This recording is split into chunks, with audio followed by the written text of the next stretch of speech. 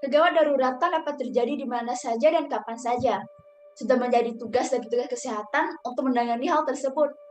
Walau begitu, tidak untuk kemungkinan kondisi kegawat daruratan dapat terjadi pada daerah sulit dijangkau oleh petugas kesehatan. Peran serta masyarakat untuk membantu korban sebelum ditemukan oleh petugas kesehatan menjadi sangat penting.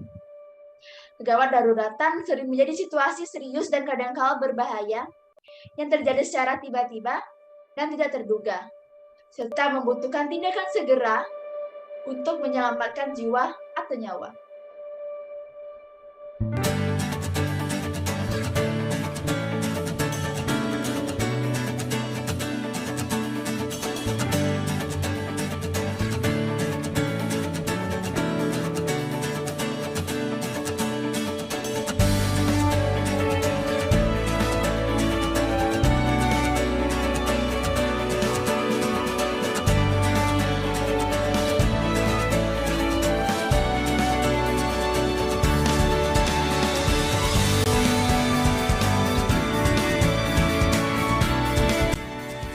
Assalamualaikum warahmatullahi wabarakatuh. Salam Aswasyatu, nama budaya, salam kebajikan, salam sejahtera bagi kita semua. Di kesempatan kali ini saya akan menjelaskan materi cardiopulmonary resuscitation atau resusitasi jantung paru. Besar harapan semoga dengan video ini aku bisa membantu teman-teman untuk mengerti serta dapat mengimplementasikannya di kemudian hari.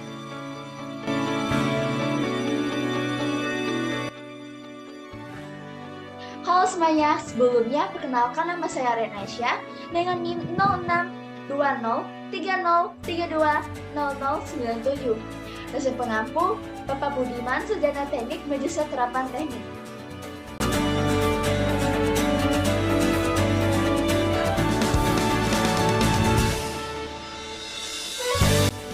Sebenarnya CPR adalah salah satu teknik atau keahlian yang harus dipunyai dalam pertolongan pertama. Namun, sayangnya, CPR dan pertolongan pertama tidak disosialisasikan secara intensif di sekolah. Kebanyakan hanya siswa yang terlibat dalam kegiatan UKS atau PNR yang mempunyai pengetahuan tersebut, di mana hal itu sangat disayangkan, karena selain risiko bahaya yang terus mengintai, kita pun bisa menyelamatkan hidup orang lain maupun orang terkasih. Pertolongan pertama merupakan hal penting yang harus dilakukan untuk menyelamatkan nyawa manusia di situasi darurat dengan disertai kemampuan akan hal terkait.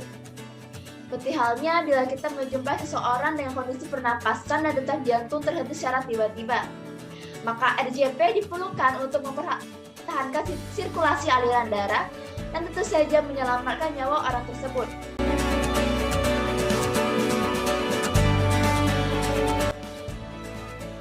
Dilansir dari sumber jurnal pendidikan kedokteran, resusitasi jantung paru atau RJP adalah metode untuk mengembalikan fungsi pernapasan dan sirkulasi pada pasien yang mengalami henti nafas dan henti jantung yang tidak diharapkan mati pada saat itu. Tindakan RJP ini tidak hanya berlaku dalam ruangan operasi saja, tapi dapat juga di luar operasi. Jika terdapat suatu kejadian di mana ada seseorang pasien atau korban dalam usaha mempertahankan hidupnya dalam keadaan mengancam jiwa.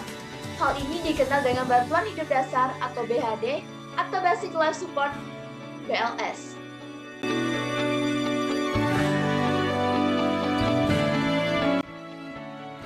Basic Life Support atau bantuan hidup dasar BHD adalah pendekatan sistem untuk penilaian pertama pasien, mengaktifkan respon gawat darurat.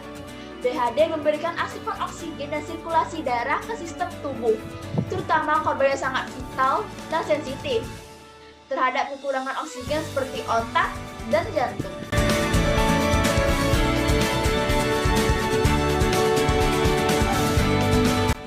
Lalu, bagaimana mengkondisikan penolong, korban, kondisi, dan situasi sebelum melaksanakan CPR?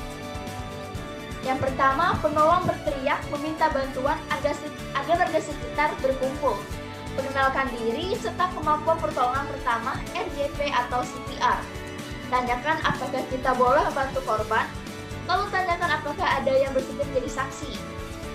Yang kedua, Ketika saksi sudah bersedia, lalu mintalah untuk menelpon 112 dan videokan proses pertolongan pertama sebagai bukti bila terjadi hal yang tidak diinginkan di kemudian hari. Lalu periksalah lingkungan sekitar dan bersihkan dan carilah tempat aman. Periksa respon korban, meliputi pundak atau pipi korban, memanggil korban agar sadar, mencubit korban. Bila tidak ada yang bisa merespon, maka CPR atau RJP tidak bisa dilakukan. Bila responnya sayup-sayup, maka saat proses penolongan, sebaiknya diajak berbicara untuk menjaga kesadaran. Periksa tanda vital korban dari atas kepala sampai kaki untuk menentukan kondisi korban lebih rinci. Lalu baru berikan tindakan pertolongan pertama sesuai kondisi korban yang dialami.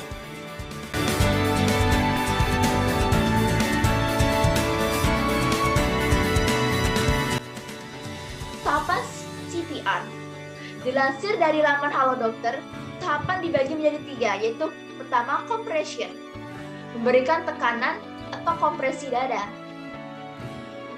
Kompresi dada dilakukan dengan meletakkan salah satu telapak tangan di bagian 2 jari di atas tengah tulang dada korban dan tangan lainnya di atas tangan pertama. Lalu berikan 30 tekanan di dada korban dengan kecepatan 100-120 per menit. Dengan kecepatan 1-2 tekanan per detik hingga pertolongan medis datang atau hingga korban menunjukkan respon.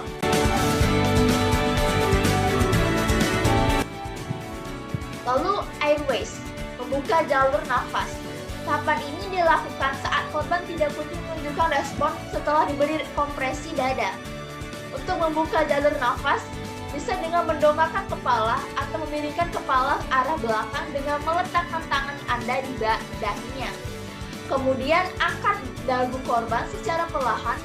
Periksa nafas korban apakah normal dalam kira-kira 10 detik.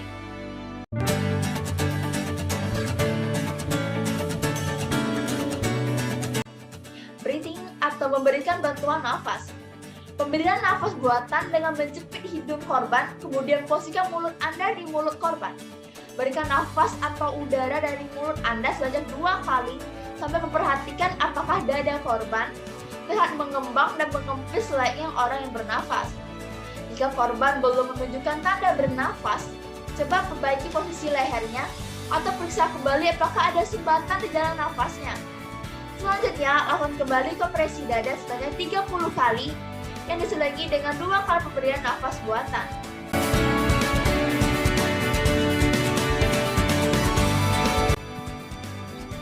Lalu bagaimana sih dikatakan CPR berkualitas? Dilansir dari Jurnal Kesehatan Dr. Subandi, kriteria resusitasi dilakukan dengan berkualitas yaitu: pertama, kedalaman kompresi dada adalah 2 inci atau 5 cm sampai 6 cm. Yang kedua, recoil atau pengembalian dinding dada sempurna. Ketiga, meminimalkan interupsi dalam pemberian kompresi dada. Keempat, rasio pemberian kompresi dada dengan bantuan nafas 30:2. Dan yang terakhir, kecepatan kompresi dada minimal 100-120 kali per menit.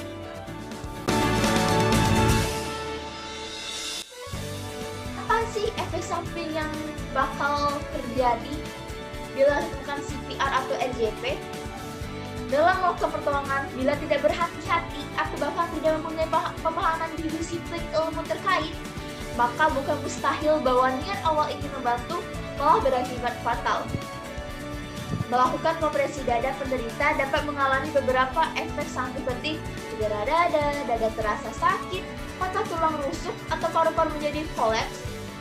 Bila bukan bagian dari tenaga terlatih dan medis, tidak pernah mendapatkan pelatihan CPR, lupakan materi pelatihan CPR, maka disarankan untuk memberikan CPR dengan metode pijat jantung tanpa memberikan bantuan nafas. Saat melakukan pertolongan pertama pun ada situasi di mana penolong akan berhenti melakukan pertolongan seperti dalam keadaan korban sudah terasa nadinya atau membuka matanya, penolong sudah mulai merasakan lelah, korban sudah memunculkan tanda kematian pasti, Keempat, ada permintaan untuk DNR atau Donor Resuscitation atau penghentian prosedur CPR dari pihak keluarga korban.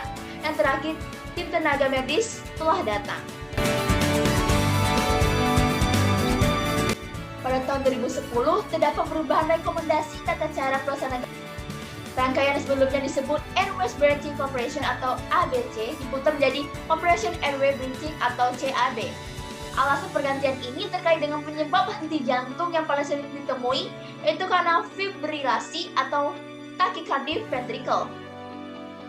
Pada henti jantung dengan menyebabkan tersebut diperlukan kompresi dada secepat mungkin, dan dalam urutan ABC kompresi dada seringkali dilakukan terlambat karena penolong yang melakukan RJP perlu melakukan pembebasan jalur udara dan nafas buatan terlebih dahulu, yang mana durasinya cukup panjang terutama apabila penolong memerlukan persiapan alat dan posisi. Melakukan RJP akan dengan urutan CAB dapat mempersingkat durasi pasien sebelum mendapatkan kompresi dada tersebut, dan juga dapat mempersingkat durasi satu siklus RJP secara keseluruhan. Apabila terdapat penolong lain yang dapat membantu persiapan pembebasan jalur nafas dan nafas buatan.